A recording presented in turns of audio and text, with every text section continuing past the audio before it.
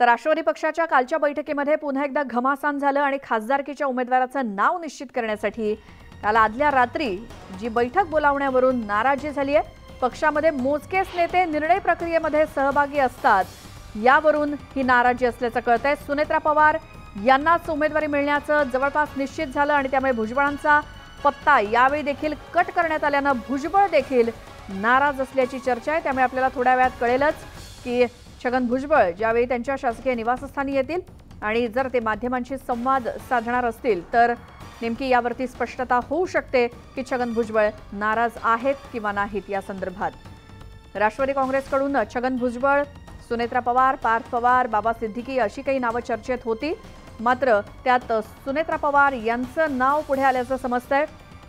काल याच राष्ट्रवादी काँग्रेसच्या बैठकीमध्ये घमासान झालं, चर्चा झाली, मात्र कालच्या या चर्चेमध्ये कालच्या या बैठकीवरून सुद्धा पुन्हा एकदा नाराजी नाट्य दिसलं आणि कालच्या बैठकीमध्ये पुन्हा एकदा घमासान झालं। पक्षामध्ये मोजकेच नेते निर्णय प्रक्रियेमध्ये सहभागी असतात, यावरून नेमकं नाराज कोण आहे? प्रणाली कापसे आमचे प्रतिनिधी आपल्या सोबत आहेत, त्यांच्याकडून जाणून घेऊयात। मोजकेच नेते निर्णय प्रक्रियेमध्ये सहभागी असतात म्हणजे नेमकं काय प्रणाली? आपण जर बघितलं तर कालच्या या बैठकीमध्ये सगळे पक्षातले जे जुने नेते आहेत ते सगळे उपस्थित होते। म्हणजे दिलीप वळसे पाटील असतील, छगन भुजबळ असतील, त्यानंतर नव्यानं आलेले धनंजय मुंडे असतील, त्याचबरोबर प्रफुल्ल पटेल, सुनील तटकरे, अजित पवार हे सगळेच या बैठकीमध्ये सहभागी होते।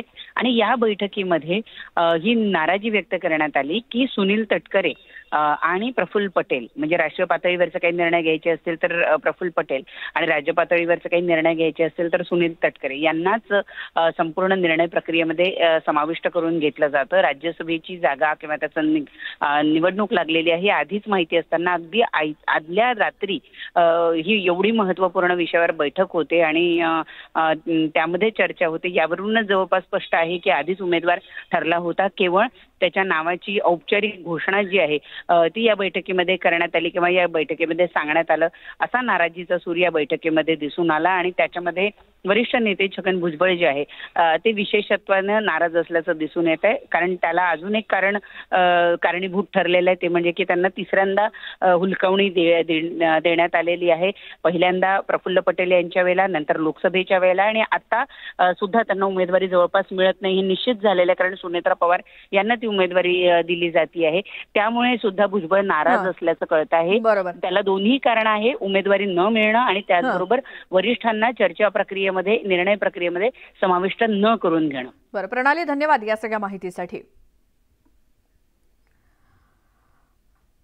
राष्ट्रवादी काँग्रेसकडून राज्यसभेसाठी सुनेत्रा पवार यांचं नाव पुढे आलेलं आहे।